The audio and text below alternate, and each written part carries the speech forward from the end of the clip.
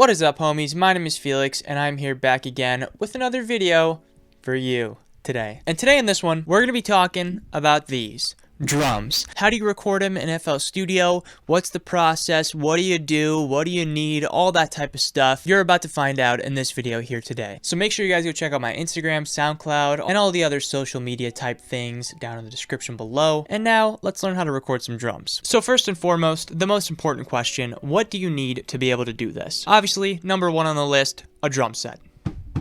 Number two, you're going to need at least one microphone. I'm going to show you guys how to record with two microphones today because I feel like if you know how to record with two microphones, you can probably record with any other amount of microphones as well. Obviously, you're also going to need a computer and FL Studio. And last but certainly not least, you're going to need an audio interface. And more specifically, you need an audio interface that has at least greater than or equal to the same number of inputs as microphones you want to record with. So if you're trying to record this drum set with 4 or 5 microphones, you need an audio interface that has 4 or 5 inputs on it.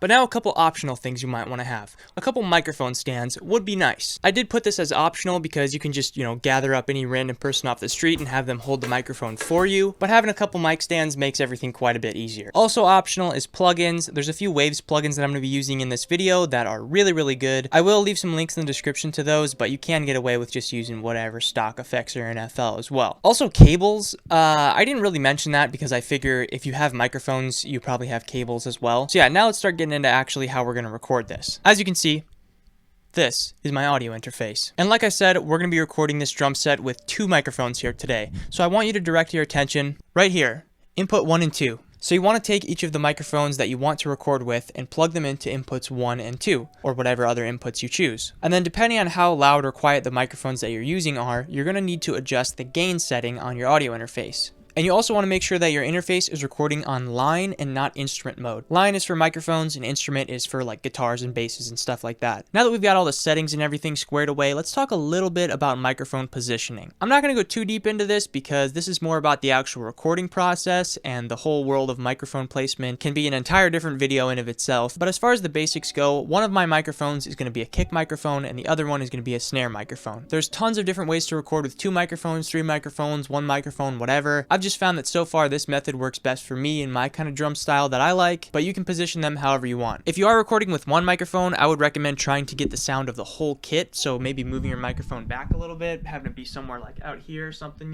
So yeah, once you have your microphone set up the way you want around your drum kit, and if you're a beginner, this might take a lot of experimenting, a lot of just moving things slightly here and there. So yeah, don't be afraid to just play around, move a bunch of stuff, detune your drums, tune your drums up, do, whatever you want, just experiment, have fun with it, and try to get the best sound that you can. But anyways, once you have the mics positioned the way you want them around the drum set, now we can go into FL Studio and start recording these bad boys. As you can see, here we are in FL Studio now, and the first thing you're going to want to do is go to your mixer, this little guy right here. And now what you want to do is pick 2 of these tracks, maybe even change the color of them if you want. And now in your first track, go up here, select insert 1, and now this is recording from this microphone right here. And now you want to click on insert 2, go up here again to insert 2, and now insert 2 is recording this guy back here, this one. So now we have both of these bad boys pretty much set up for recording. I would also recommend renaming the mixer tracks like right away because it'll make everything a lot more streamlined and easier to understand. So from this point, there's a couple different ways that you can choose to record. If you don't care about having the individual tracks and you're fine with just recording one whole drum track, what I would recommend to do is hold down Control and then select both of these. Make sure they're both selected, go to a new track, right click and do route to this track only.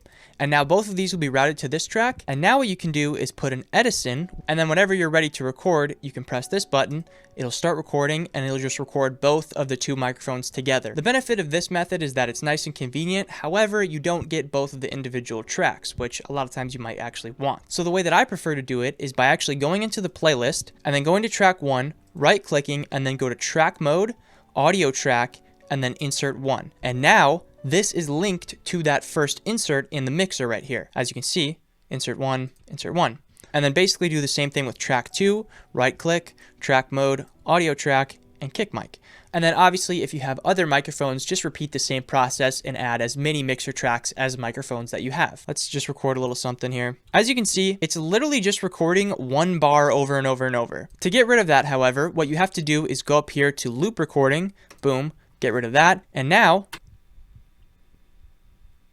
it doesn't do that anymore. Pretty cool. Another feature is this blend recording overdub thing. If this is on, it'll just record over the stuff that you've already recorded. I usually have it off. This 3, 2, 1 thing just gives you a little countdown before it actually starts recording, which can be nice. This one right here is the metronome. It'll give you a little click track to actually record to when you want to record your drums. But yeah, so now at this point, just make sure that both of these right here are red. And now you can hit this right here. Make sure you do audio into the playlist as an audio clip. And now we can go over here to the drums back there. And now press spacebar. That will stop the recording. So that's how you record for if you're just recording drums. Maybe you're starting your track out with drums, or you don't have an idea for guitars or synths or whatever the heck else yet. But if you do already have a guitar loop or a piano or something that you want to record over, I'm going to show you how to do that real quick too. So obviously there's a bunch of different ways to do this as well. But with the way that I'm going to show you, you basically just take the loop that you want to record over, drag that bad boy in. And now, honestly, what I would do is just select this bad boy right here and just hit Control B like 100 times.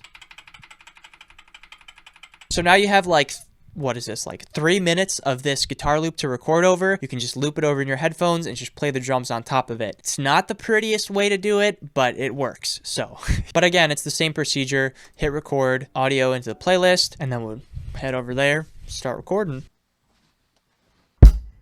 And now you're basically just going to look through this whole audio clip to find the part that you like the best out of your drum playing there. So what I'm going to do is press C on my keyboard to switch to the cut tool. And now go to wherever you want to cut the sample, hold down shift, click, and cut it up like that. And do the same thing on the other side over here. And now you can just right click on whatever you want to delete, like this. And now what I recommend is take both of these and drag them out of the recording tracks, because if something is in this track, it will get automatically assigned to track 1, which now we want these to be in their own mixer tracks. So what you can do is double click on it and then just do Control L, and now that'll assign this to a new mixer track. And now do the same thing with the purple one.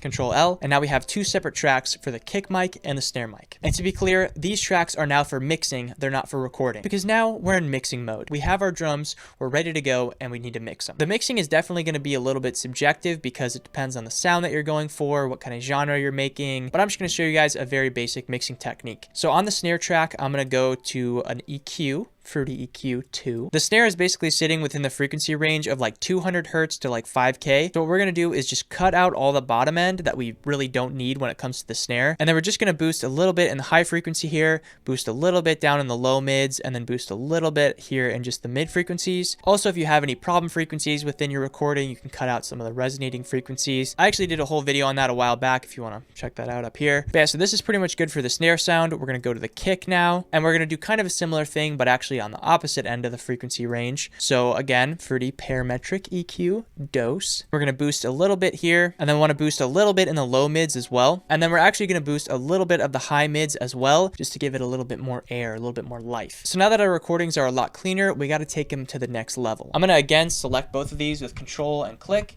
and then go to a new track, right click, and then route to this track only. And now we're going to have both of these routed to mixer number 5. So now whatever we put on this track is going to affect both the kick and the snare recording. So the first thing we're going to do is put a little bit of reverb on here. And mind you, if you're using a room mic, you don't really have to do this, but I have no room mic. It's kind of an intimate, very up close and personal recording that I'm doing. So we're going to add a little bit of room ambiance. So you can actually go to drum room or small studio. They're both pretty similar. I'm going to drag down the wet like this, and then maybe bring down the decay just slightly. So now what you want to do is take a little compressor. So we're just going to go to the basic Fruity compressor, and I'm just going to bring the threshold to around like -20, let's say. And then we're just going to do a pretty soft ratio, maybe like 2:1. This compressor is basically just going to be some initial compression to kind of squish down the signal a little bit, make it a little bit cleaner. We're also going to add a little bit of gain here, maybe like 5 dB, and then put this on vintage, because that sounds like it would probably sound pretty cool, so we're going to go with that. So now I'm going to pull up a personal favorite plugin of mine called the CLA 3A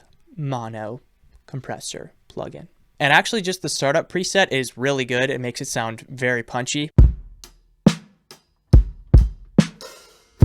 As you can hear, those drums are punching people for sure. But we're going to mess with the settings ever so slightly. You can also probably turn on this little analog-y thing to give it a little more color. And now really the final thing we're going to put on these drums is a little bit more EQ to just kind of bring the whole thing together. And we're just going to take a look at the frequency range and kind of see where we're maybe lacking in frequencies a little bit. So it seems like we need a little bit more high end up here. Boost that. Maybe we need a little bit more of the mid frequencies. And if you ask me, those are some pretty nice, pretty clean, pretty crisp sounding drums right there. So honestly, at this point, we're pretty much done here. We didn't really need to do a whole lot. You don't really need to do anything too wild, too fancy, too advanced to get a nice clean drum sound. One thing to note though is that if you do have one microphone, it's going to be a lot more processing involved to get it to really sound good and really get your drums to punch, as opposed to if you were to have, 2, 3, 4 microphones, whatever. But yeah, pretty much everything from this point forward is all up to you. Depends on how you like your drums to sound, stylistically, what you want out of your drums. But hopefully now you at least know how to record your drum set inside of FL Studio. So yeah, that's pretty much going to do it for me in this video here today. I hope you guys enjoyed this one. I hope you learned a thing or two. Make sure you guys go check out my Instagram, SoundCloud, all the playlists of songs I produced, my beat store, Discord, all that stuff. Go check it out if you'd like to do so, and I will see you guys next time.